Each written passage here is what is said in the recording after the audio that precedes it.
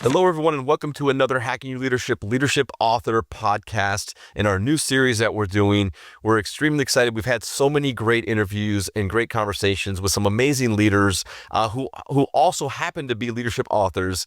And as we've said, Chris and I have done a lot of put a lot of time and effort into making sure that we're vetting some of our guests that we feel really great about their content. So, as always, we will ask you to not only enjoy the show, but please click on the links in the podcast show notes, check out their content, buy their books, subscribe to their podcasts and newsletters, because we're taking a lot of great inspiration from the content here. And today, we're extremely excited to talk to Phil Geldart, the founder and CEO of Eagles Flight, which is a recognized authority in the areas of transforming organizational culture, leadership development, and experiential training solutions. So again, these are all things that speak to our heart, and we just want to say welcome to the show, Phil. Hey, Lorenzo. Thank you. It's a mouthful. Yeah, it's a lot, right? It's a lot. Hey, you've deserved it, though. A lot of work that you've done here, which is absolutely amazing. Thanks. We're going to spend today talking about Phil's book here, Leading What Matters Most. And what I will tell you, I love this because this is a way of talking about leadership that I have quite honestly not seen in this type of a platform before, where it's a full book around leadership development through a story that's being explained. And it's like a fiction work here. The way that it tracks in the book and the things that are spoken about obviously come from real life experience. You can just tell in reading it that these things really hit home in some spaces there. But maybe, Phil, can you just talk to us a little bit about why this approach to this leadership book? Great, Lorenzo. I'm happy to do that. Thanks a lot for having me. I think there's a lot of books on leadership. In fact, I've written a few myself that tend to be more like manuals or case studies. And I feel that the real challenge, if you're trying to be a great leader, is, okay, but what do I do in practice?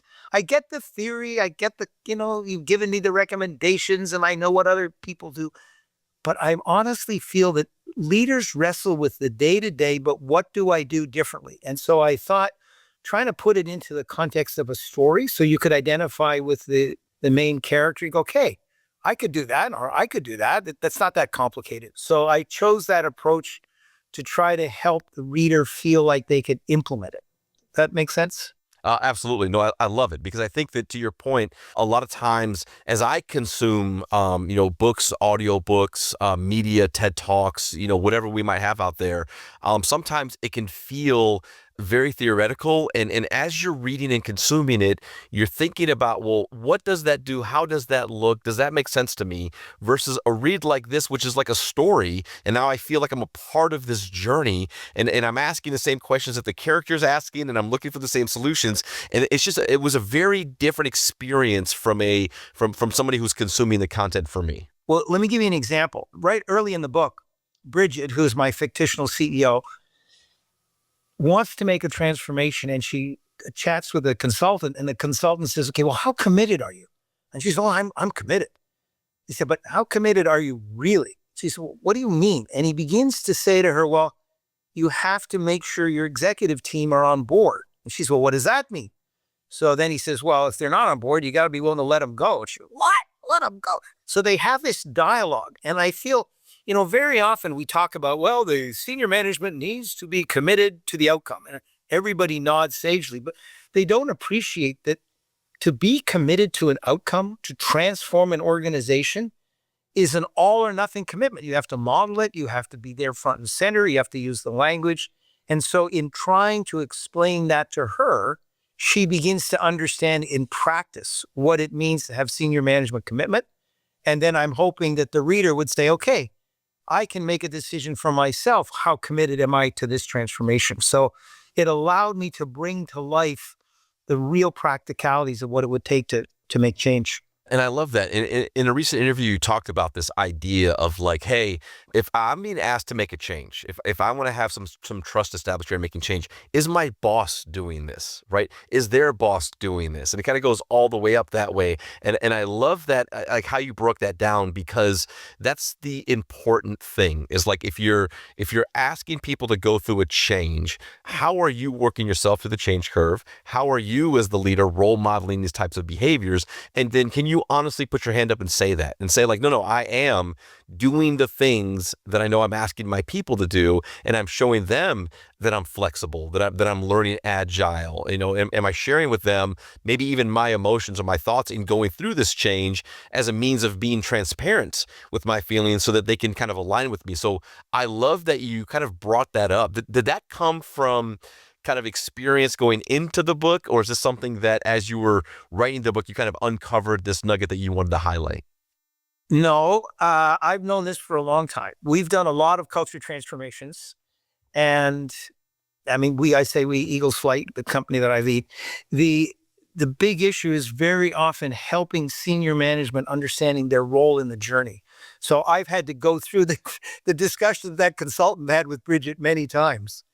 And I think, you put your finger though on a critical point that if I could just elaborate for a bit, if I'm coming to work and I'm working in a warehouse and I'm moving the boxes, my supervisors may be like 3 years older than me and had the job before I did. But as far as I am concerned, that supervisor is my leader and he represents the company, or she. I may never get to see the CEO and the executives who are really committed to the transformation. I look at my immediate boss. What is she doing? And what she does, I do.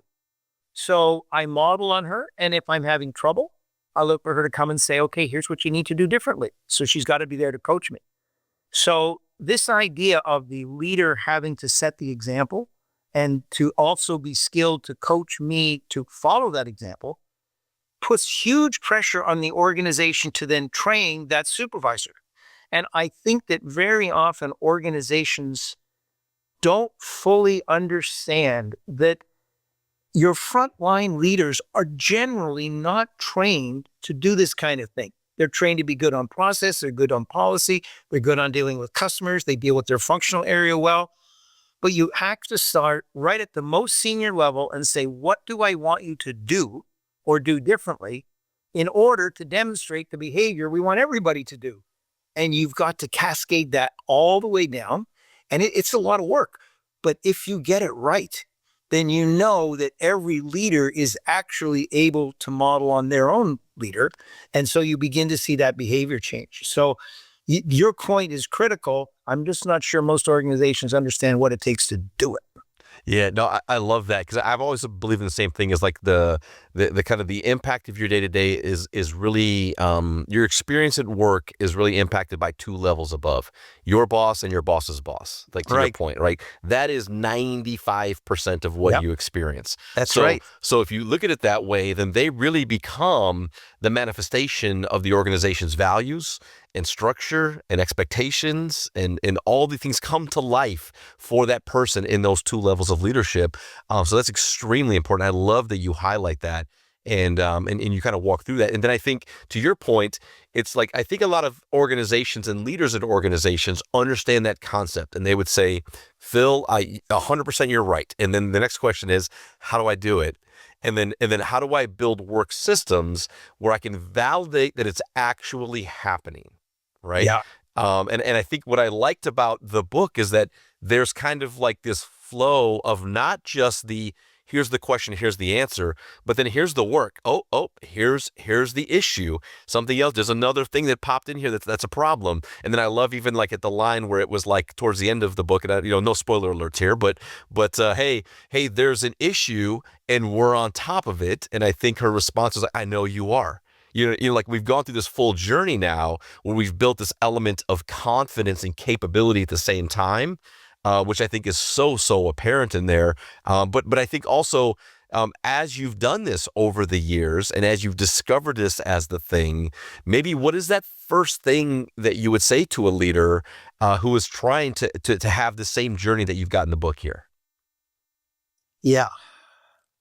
I know this is not going to be your typical answer, but the very most important thing is to sit with the leadership, and I mean at every level, and say, you have responsibility for the lives and careers and performance of human beings.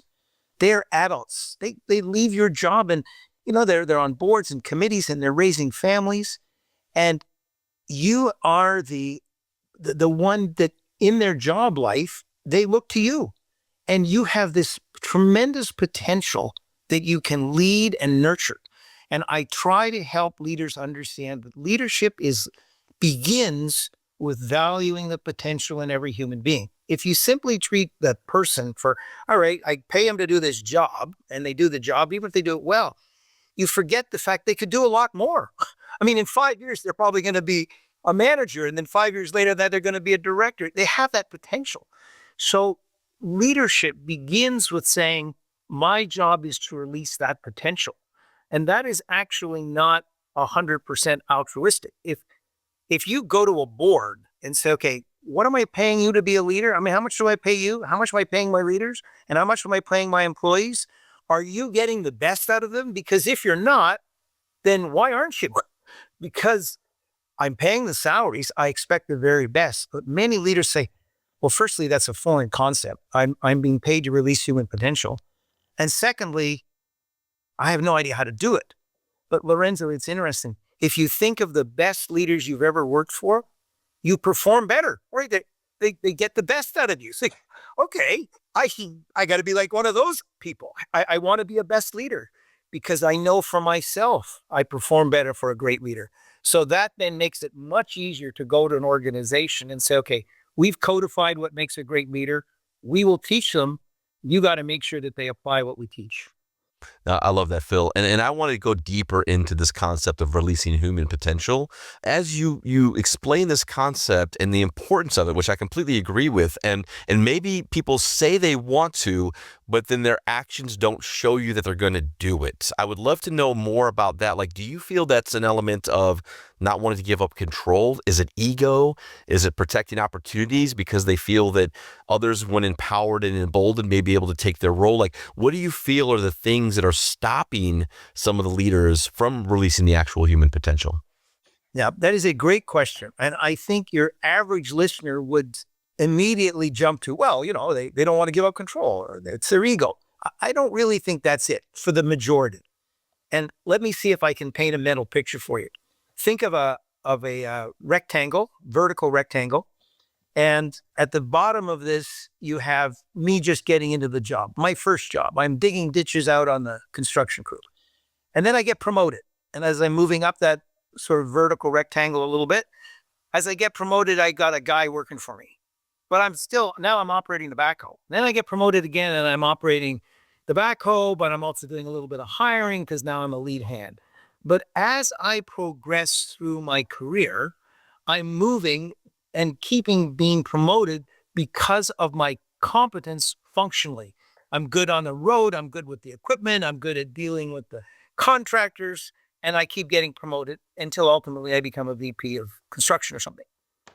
But if you go back to the base, in my first job, I was all functional. And my only interpersonal relationships, I had a beer with the boys at the end of the day. By the time I'm kind of like the foreman, I'm still 85% functional, but I'm 15%. Really, now I got to kind of deal with a couple of problems when the guys are showing up late. So as my career progresses, I move from being primarily functionally driven to being more people-centric. And by the time I get to a VP, I can't even remember where the key to the backhoe is. And I'm just dealing with people problems all the time. But the reason I tell that is because each promotion is based on functional competence. I know how to do stuff with things. So I naturally take those skills and apply them to managing people. I treat people like things, right? Because that's my career. Until ultimately I suddenly realized people aren't things. The way I'm managing them doesn't work anymore because but by then I'm so far into my career, I'd not been equipped to manage people differently. So what you see is, it's not that I don't value that you have potential. I don't know how to do that. I think of you as a machine. It wouldn't be that coarse, but that is really what it is. And so I'm managing you the only way I know how to manage anything. Well, you do this, you get that output. If it doesn't work, you fix it. As opposed to early in my career, I was taught how to communicate effectively, how to give feedback with respect, how to take feedback and not be offended by it. So very often when I'm working with an organization, So look, guys, I appreciate you don't have the skills to release human potential, but it's not malicious. It's not that you don't want it. You've just never wrapped your head around that. So let me help you with that. And they typically say, okay, that's great. And once you see the benefit, Lorenzo, once you get the power of the people coming to you and giving you all that they have, you go, man, where has this been all my life? And so they migrate to it. So that it's more about recognizing the leaders are not poor leaders by intent or by conscious choice. It's by circumstance. And we have to jump in and deal with that deficiency. And most of the time they embrace it and you get the benefit. Yeah, I love that, because as you were talking through it, I imagine in most all jobs and industries, you hire someone to be a specialist and you teach them how to become that specialist. Yeah. And then as they continue, to your point, navigate their career and advance up, they become more specialists at different things. But being a generalist with humans is different than being a generalist when it comes to verticals of specialized things that you have to do there. So you mentioned this earlier in the show, but like that idea of what are we teaching those at that level to better collaborate, to understand how do you work through and manage through conflict? How do you create spaces of healthy debates? And how do you have them understand that that I think to truly be able to empower people, you have to feel empowered yourself. You kind of have to, you have to experience that in a way that allows you to then create the space to make that happen. Absolutely. And it's interesting because I'll talk with leaders and they go, okay, Phil, I get it. I'll master this. And then they get their feedback forms and they go, well, Betty over here thinks I'm great and Fred thinks I'm terrible. How is that possible? I'm the same guy. And I think it's because they do not understand that human beings are different. So you can't treat them all the same and you can't expect them to all be like you. You as the leader have to learn to adapt.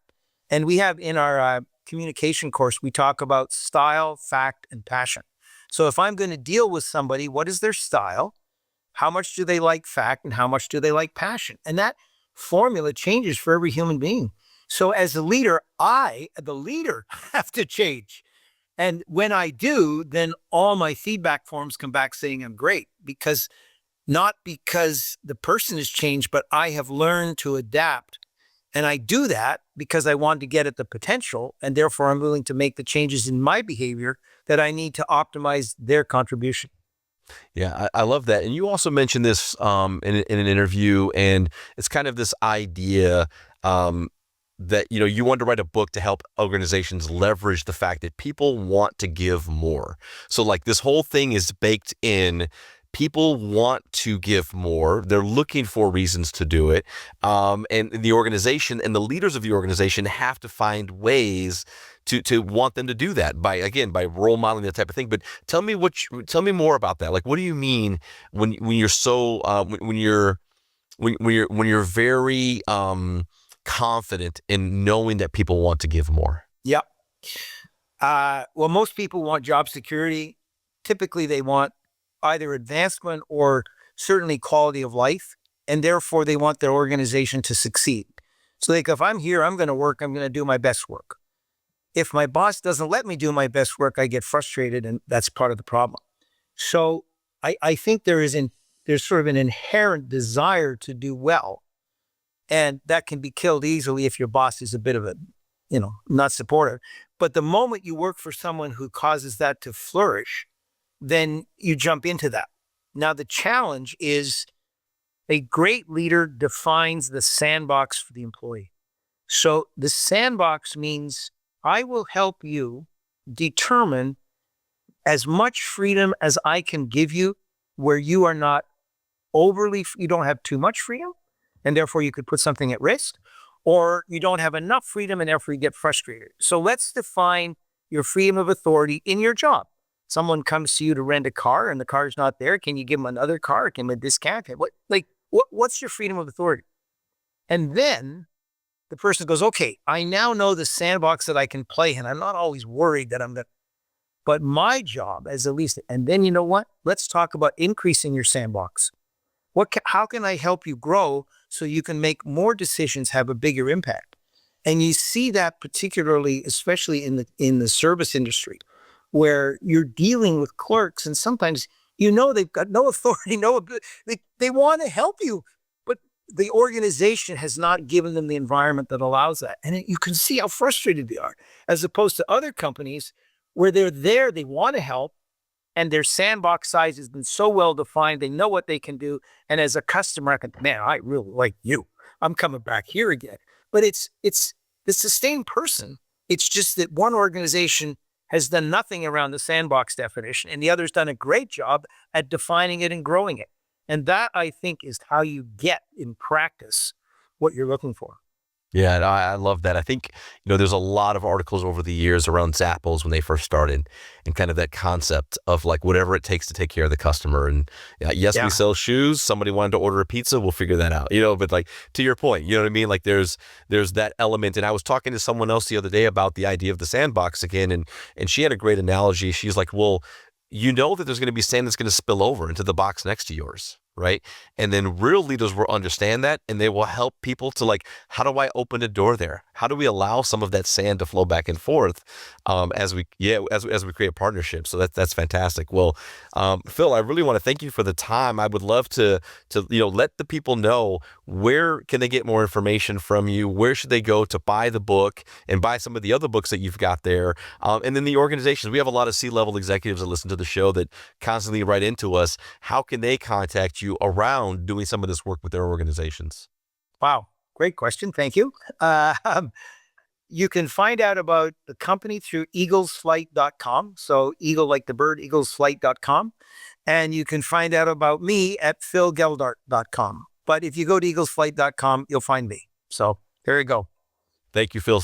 Again, I really appreciate it. And again, we ask all of our listeners to please click the links, check it out, get the content. I know if you're listening to our show, as you have for a lot of years, you are pouring into your own development. And books like this, concepts like this, partners like this that can help you and help your business get better are why we exist and why we do this show. So again, thank you everyone for listening. Thank you, Phil, for the time. We're going to continue this dialogue on our Pillars and Pitfalls series here over at lionsguideacademy.com. We'll talk to you all next time.